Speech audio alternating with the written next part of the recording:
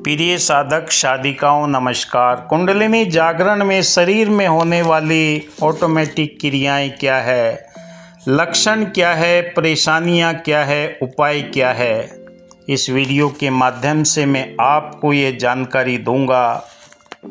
मैं reiki grand master विकास बिहानिया।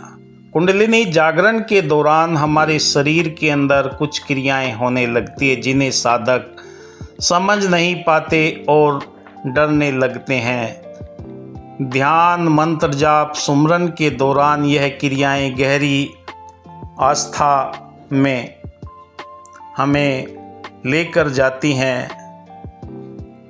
मैं निरंतर यही बात आपको बताता हूं कि ऑटोमेटिक क्रियाएं जब शरीर में होने लगती है, लक्षण कैसे दिखाई देते हैं, परेशानियां क्या होती है और उपाय क्या हैं। क्योंकि हर एक साधक ये चाहता है कि मैं सही तरीके से इस कार्य के अंदर पारंगत हो जाऊं।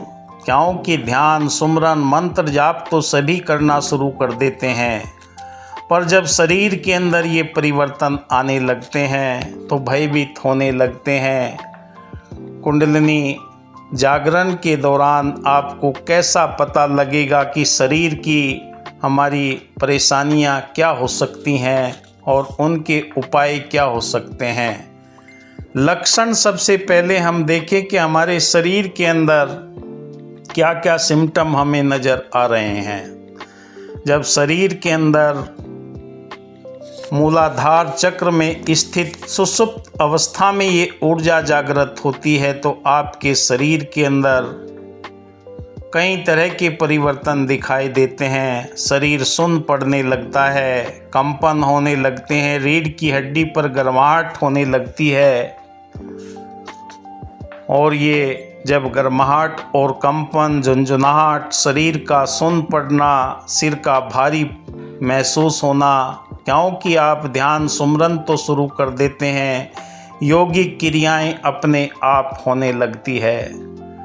और जब योगिक क्रियाएं हाथ पैर ऊपर उठने लगते हैं तब साधक के मन के अंदर कई तरह की दुविधाएं आती हैं। वो सोचने लगता है कि ये मेरे हाथ अपने आप क्यों उठ रहे हैं, मेरे शरीर के अंदर ये परिवर्तन क्यों हो रहे हैं। जैसी आपकी रीढ़ की हड्डी के ऊपर गर्माहट होती है, मुद्राएं लगना महसूस हो जाती हैं, तो साधक कि दिमाग के अंदर कई तरह के भाव आते हैं। कहीं डॉक्टरों के पास जाते हैं, कहीं अल्ट्रासाउंड, एक्सरे कराते हैं, उसमें कोई भी सिम्टम नज़र नहीं आता।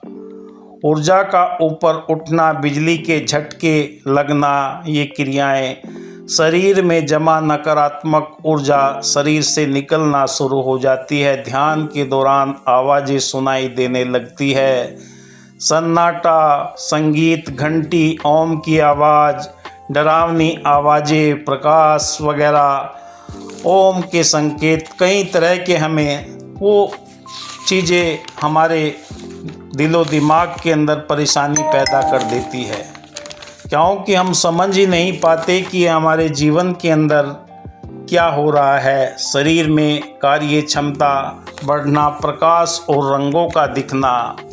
जब आप ज्ञान की गहरी अवस्था में पहुंचते हैं तो आपको कभी देवी देवताओं के दर्शन होते हैं जिनकी भी आप साधना करते हैं, और जो भी आपके पूर्वज हैं, काली माता के भी किसी को दर्शन होते हैं, भगवान शिव के दर्शन होते हैं, पार्वती जी के दर्शन होते हैं, गणेश जी के दर्शन होते हैं, राधा कृष्ण के दर्शन होते हैं। ये सारी की सारी विचित्र घटनाएं आपके जीवन के अंदर ऑटोमेटिक क्रियाओं में होना स्वाभाविक हो जाता है, जिससे साधक के मन के अंदर जो दुविधाएं हैं वो कभी कभी बढ़ने लगती है। क्योंकि ये ऊर्जा रीढ़ की हड्डी पर जब संचरित होती है तो कई तरह के शरीर में परिवर्तन, कभी कंपन आना, कभी पूरा शरीर आपका ज़मीन पर गिर जाना। जिस भी आसन पर आप बैठते हैं, जैसे कटा हुआ वृक्ष गिर जाता है, ऐसे ही आपके शरीर के अंदर ये उच्च चेतना का प्रभाव होता है। कभी गर्माहट और चुभन सी होने लगती है, कई कई दिनों तक दर्द महसूस होता है शरीर के उन अंगों में जहाँ पर कोई न कोई रोग हमारा छुपा रहता है, तब ये ऊर्जा 72,000 नस नाड़ियों से होते हुए एक एक चक्र के माध्यम से उन सब नकारात्मक एनर्जी को शरीर से हमारे निकालना प्रारंभ कर देती हैं। क्या क्या परेशानियां आती हैं, क्योंकि ध्यान की इस प्रक्रिया के अंदर जब भी आप बैठते हैं तो परेशानी आना भी स्वाभाविक है। कुंडलिनी जागरण के दौरान भावनात्मक उथल पुथल होना, एकाकीपन महसूस करना, कभी रोने को मन करना, कभी हंसने को मन करना, भूख की कमी हो जाना, वजन कम होने लगना और एकांत में रहने के लिए मन करता है कि मैं अकेले में रहूं। मानसिक संतुलन बदलने लगता है, साधक को नींद भी कम आती है, ऊर्जा का प्रवाह रीढ़ की हड्डी में दर्द के रूप में, ब्लॉकेज के रूप में महसूस होने लगता है। कभी सुखद नींद आती है, कभी बेचैनी वाली। वो दर्द मैं आपको बता रहा हूँ कि हमारे एक एक अंग प्रत्यंग अंग में जहाँ पर भी ये ऊर्जा जाती है वहीं पर ये आपको दर्द सा महसूस होने लगता है और आप अटक जाते हैं। औषधियों से उपचार नहीं होता है, ब्रह्मांड की अलौकिक ऊर्जा ही आपके शरीर को स्वतः ही ठीक करना प्रारंभ कर देती है। आपके शरीर के अंदर जो भी नकारात्मक ऊर्जा होती है उसे निकाल कर आपके मन मस्तिष्क के अंदर नई चेतना, नया उत्साह, नई उमंग पैदा कर देती है। बीमारियों को भी ये ऊर्जा ठीक करती है। जो दबी हुई बीमारियां हमारे शरीर के अंदर, जोड़ों के अंदर, मस्तिष्क के अंदर कहीं पर भी होगी तो ये उन्हें भी ठीक करने का प्रयास करती है। इसलिए इस ऊर्जा के माध्यम से हमारे उन ब्लॉकेजों के अंदर, जहाँ भी गर्दन के अंदर, कमर के अंदर, पीठ के अंदर जो भी दर्द महसूस होता है, ये ऊर्जा नकारात्मक ऊर्जा को निकाल कर हमारे उन एक एक अंग प्रत्येक अंग उत्तक को ठीक करना प्रारंभ कर देती है। ये ऊर्जा इतनी शक्तिशाली है, जब ये एक बार क्रियाशील हो जाती है। उपाय क्या हैं?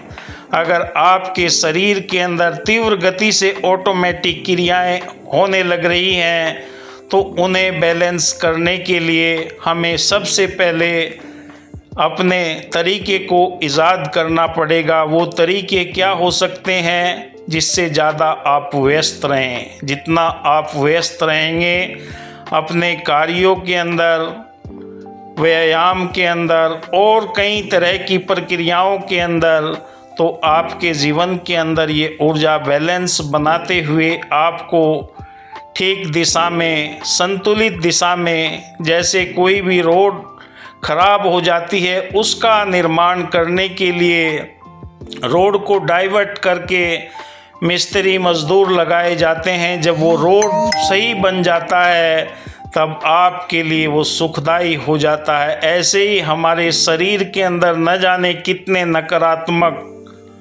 विचारों के भंडार भरे पड़े थे जो हमारे जीवन के अंदर रुकावट पैदा कर रहे थे। जब सुगम रास्ता बन जाता है ऊर्जा का, हर रोज आपके लिए नया उत्साह, नई उमंग, नई चेतना, दया, करुणा, प्यार, नम्रता, भाईचारे के गुण उत्पन्न होने लगते हैं। आप अपने कार्यों में सटीकता के साथ में, पूर्ण श्रद्धा और विश्वास के साथ में संलग्न हो जाते हैं और ये ऊर्जा आपकी बैलेंस होकर आपका स्वयं मार्गदर्शन करने लगती है। क्योंकि ये ऊर्जा हमारे जीवन में हल्का भोजन करें, क्योंकि अगर भारी भोजन करेंगे तो आपको परेशानी होगी, नींद ज़्यादा आएगी।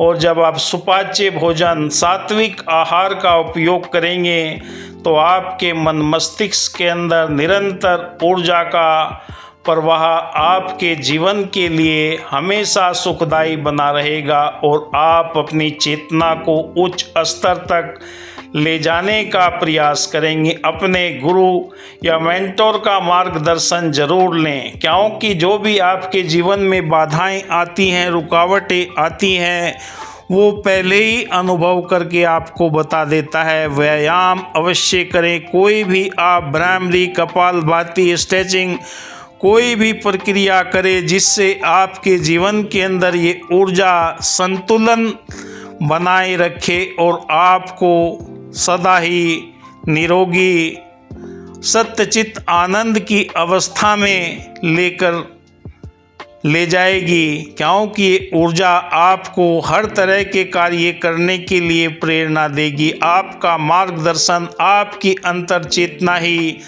आपको इस ध्यान के माध्यम से प्राप्त होगी, जिससे आपके रोम रोम के अंदर एक नया एहसास बनेगा, नई आपको चेतना जागृत होकर आपका ध्यान एकाग्र होगा और निरंतर आप सुखमय जीवन की कामना करते हुए अपने ध्यान साधना को निरंतर बनाए रखेंगे। क्योंकि जब एक बार ये ऊर्जा आपके जीवन में जागृत अवस्था में आ गई तो दुनिया के सारे मुकाम, सारे लक्ष्य आपको स्वतः ही हासिल होना शुरू हो जाएंगे और आपके हृदय के अंदर करुणा, प्रेम, दया, मिलवर्तन, भाईचारा, मानवता से प्रेम करने की जागृति आपके हृदय के अंदर उत्पन्न हो जाएगी।